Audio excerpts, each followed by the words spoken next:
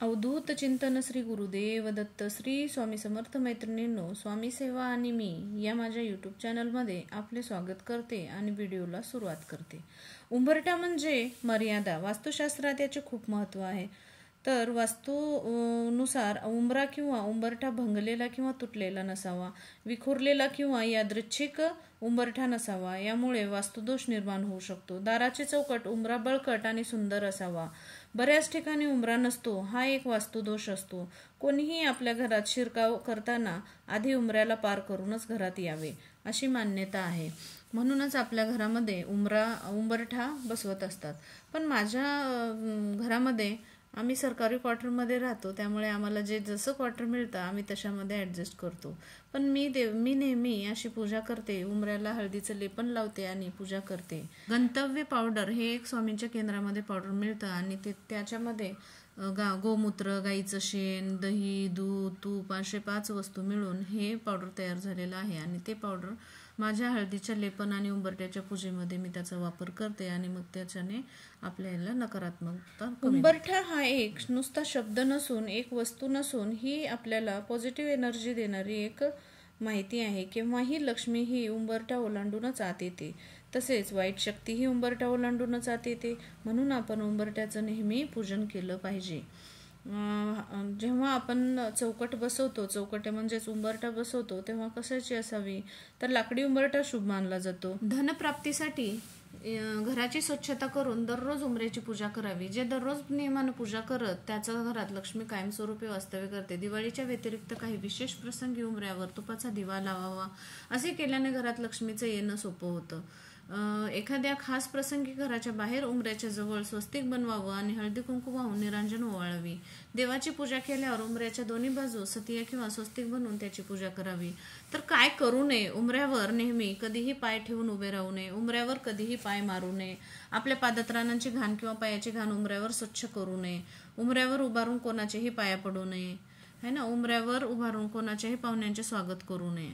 मला पूजापाठ वगैरे खूप आवड असल्यामुळे मी या छोट्याशा घरामध्ये करण्याचा प्रयत्न करते आणि व्हिडिओ वगैरे बनवण्याची आवड असल्यामुळे मी तुम्हाला त्याबद्दल माहिती सांगण्याचा प्रयत्न करत आहे. मग आपण सुगड पूजा करताना एक चौरंग घ्यावा. चौरंग, पाटा आणि वर लाल वस्त्र हे मांडून आपण पूजेला सुरुवात करूया. महाराष्ट्रामध्ये मकर संक्रांतीच्या दिवशी तिळगुळ वाटणं, पतंग उडवणं यासोबतच महिला सुगडाची पूजा करतात. तर सुगड्याची पूजा कशी केली जाते याची माहिती आपण थोडक्यात घेऊया. सुगड हा शब्द नेमका आला तरी कुठून? संक्रांतीला सुगडाची पूजा केली जाते हे सर्वांनाच माहिती आहे. काळ्या आणि तांबड्या रंगाच्या मातीच्या सुगडांची पूजा या दिवशी करतात. पण त्यांना सुगड का म्हणतात? सुगड हा शब्द खरे तर अपभ्रंश होऊन आला आहे. सुघट या शब्दाचा हा अपभ्रंश आहे. सुघट म्हणजे सुगटीत असा घड. या घड्यात शेतात भरलेलं नवधान्य ठेवून त्यांची पूजा करण्याची प्रथा आहे. लहान सुगडं देवघरात मांडून त्यांची पूजा केली जाते. धनधान्याचं प्रतीक म्हणून त्यात हरभरा, गाजर, ऊस, तीळ, शेंगदाणे, वटाणे, गव्हाच्या लोंब्या, फूल, ज्वारीचं कणीस, असे तिळगुळ अशा वस्तू आपण त्याच्यामध्ये टाकतो सुगड्यामध्ये. सुगड पूजा करताना सुगडाची पूजा पाटावर किंवा चौरंगावर मांडून त्यावर केली जाते. पाटाभोवती छान रांगोळी काढली जाते. पाटावर तांबड्या रंगाचे वस्त्र ठेवून त्यावर तांदूळ आणि गहू ठेवून त्यावर सुगड मांडावे.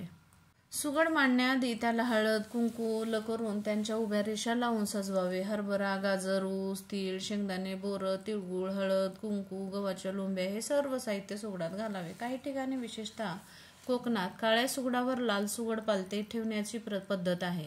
अन्यत्र काळं मोठं सुगड खाली त्यावर लाल सुगड ठेवून दोन्हीत वाण भरतात. सुगडावर अक्षता, फुलं, हळद कुंकू वाहून मनोभावे नमस्कार करावा.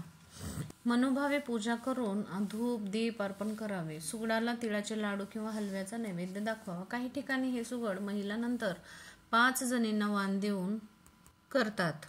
नवरीचा वंसा म्हणजे काय असतो, तर नवीन नवरीसाठी मकर संक्रांतीचा सण अतिशय खास असतो. महाराष्ट्रात मकर संक्रांत नवीन नवरीची वेगवेगळ्या पद्धतीने साजरी करण्यात येते. नवीन नवरीला काळी साडी घेतली जाते. त्याशिवाय हळदी कुंकवाच्या दिवशी तिला हलव्याचे दागिने घातले जातात. या परंपरेनुसार 5 वर्ष महिला वेगवेगळ्या सौभाग्यदानाच्या वस्तू म्हणजे कुंकवाच्या डब्या, कंगवा, आरशे, बांगड्या, काळे मणीसर वाण म्हणून देतात. तर कोकणात नवरीचा वौसा भरला जातो. पहिला वौसा हा 5 किंवा 25चा असतो. 5वा वौसा म्हणजे त्यात 5 विड्याची पाने, 5 सुपारी, 5 खारी, 5 वेलची, 5 लवंग, 5 हळकुंड, 5 खोबऱ्याचे तुकडे किंवा वाट्या असतात. तर 25च्या वौसात हे साहित्य 25 असतात. पहिली मकर संक्रांत ही माहेरी असते, त्यामुळे हा वौसा तुम्ही आई, काकी, सासू, नंदन, मामी किंवा वहिनी यांपैकी कोणालाही घेऊ शकतो. वौसा घेईपर्यंत महिला उपवास ठेवतात. मकर संक्रांत म्हणजेच मंगळवार दिनांक 14 जानेवारी 2025 रोजी सकाळी 8:54 पासून संध्याकाळी 4:54 पर्यंत आहे. सूर्याचे मकर संक्रमण बालवकर्णावर होत असल्याने वाहन वाघ असून उपवाहन घोडा आहे. तिने पिवळे वस्त्र परिधान केले असून हातात गदा घेतलेली आहे. केशराचा टिळा लावलेला आहे. वयाने कुमारी असून बसलेली आहे. वासाकरिता जाईचे फूल घेतलेले आहे. पायस भक्षण करीत आहे. सर्प जाती आहे. भूषणार्थ मोती धारण केलेला आहे. वर नाव हा नक्षत्र नाव महोदरी असून सामुदायिक मुहूर्त 45 आहेत. पूर्वेकडून पश्चिमेस जात आहे व वायव्य दिशेस पाहत आहे. संक्रांतीचे फल. संक्रांतीने ज्या वस्तू परिधान केल्या आहेत त्या वस्तू महाग होतील. संक्रांती जेथून आली आहे तेथील जनतेला सुख प्राप्त होईल. पर्वकाला द्यावयाचे दान नवे भांडे, गाईला घास, अन्न, तिलपात्र, गूळ, तीळ, सोने, भूमी, गाय, वस्त्र, घोडा इत्यादी यथाशक्ती दाने करावीत. किंक्रांत ही करीदिन म्हणून मनवतात. बुधवार दिनांक 15 जानेवारी 2025 रोजी करीदिन आहे, म्हणजेच किंक्रांत आहे.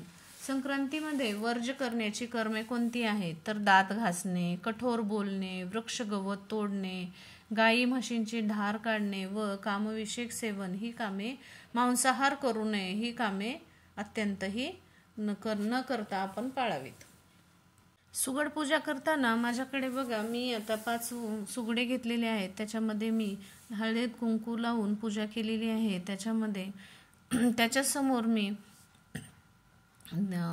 धूप लावलेली आहे, दिवा लावलेला आहे, आरती सजवलेली आहे. त्याच्यामध्ये मी वाण म्हणून शेंगा, बोरं, ढाळे, ज्वारीची कणीस, गव्हाच्या लोंब्या अशा नवनवीन वस्तू अशा शेतामध्ये आलेल्या जे उत्पादन झालेले आहेत ते आपण टाकून ही पूजा केली जाते. अगरबत्ती धूपदीपांचा वास दरवळला पाहिजे आणि आपण शांततेने ही पूजा केली पाहिजे.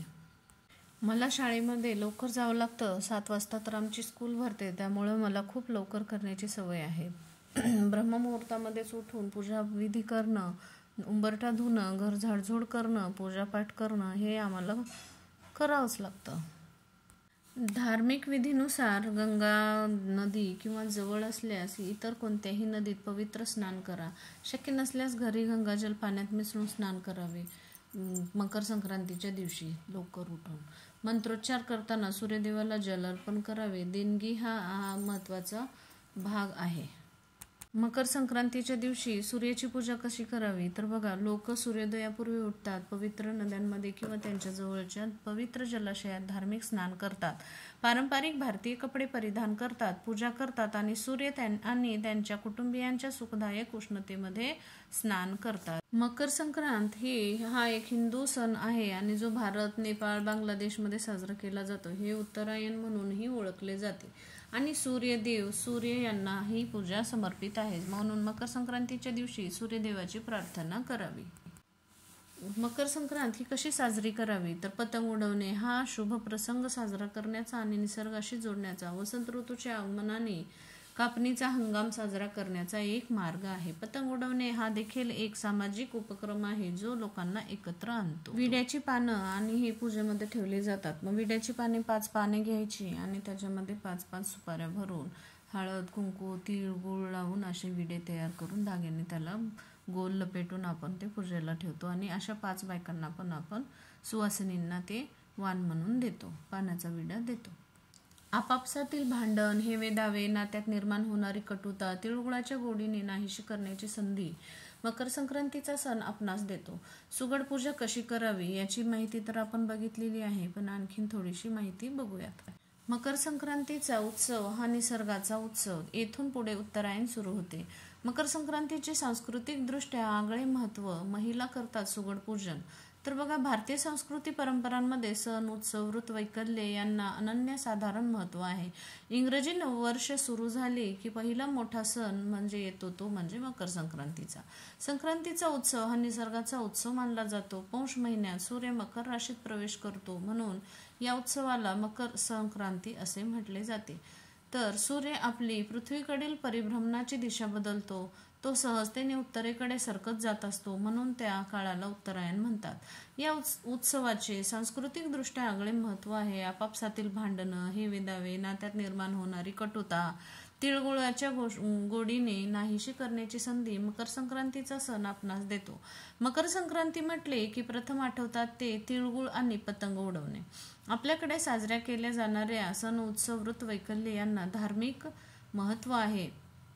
आणि मी भोगीच्या दिवशी हे जेवण केलं होतं की बाजरीची भाकरी करतात आमच्या इकडे मराठवाड्यामध्ये. बाजरीच्या भाकरी, तीळ लावून बाजरीच्या भाकरी, वांग्याचं भरीत आणि हरभऱ्याची पानाची भाजी आणि वरून भजी पण केली जाते. पण मला वेळेअभावी शाळेमध्ये खूप कामं असल्यामुळे मला ती भाजी करण्यात आली नाही. पण मी नक्की करून आणि ती भाजीची रेसिपी पण तुम्हाला नक्की शेअर करेन. संक्रांतीचा उत्सव म्हणजे निसर्गाचा उत्सव. पौष महिन्यात सूर्य मकर राशीत प्रवेश करतो, म्हणून आपण ही मकर संक्रांती साजरी करतो. या दृष्टीने या उत्सवाचे सांस्कृतिक दृष्ट्या देखील आगळे महत्त्व आहे, ते जाणून घेऊया. तमसोमा ज्योतिर्गमय म्हणजेच अंधारातून प्रकाशाकडे प्रयाण करण्याची वैदिक ऋषींची प्रार्थना. या दिवसापासून अंधार हळूहळू कमी होत जातो. देव देखील या दिवशी झोपेतून उठतात. चांगली कामे करायला या शुभ दिवसाने सुरुवात होते.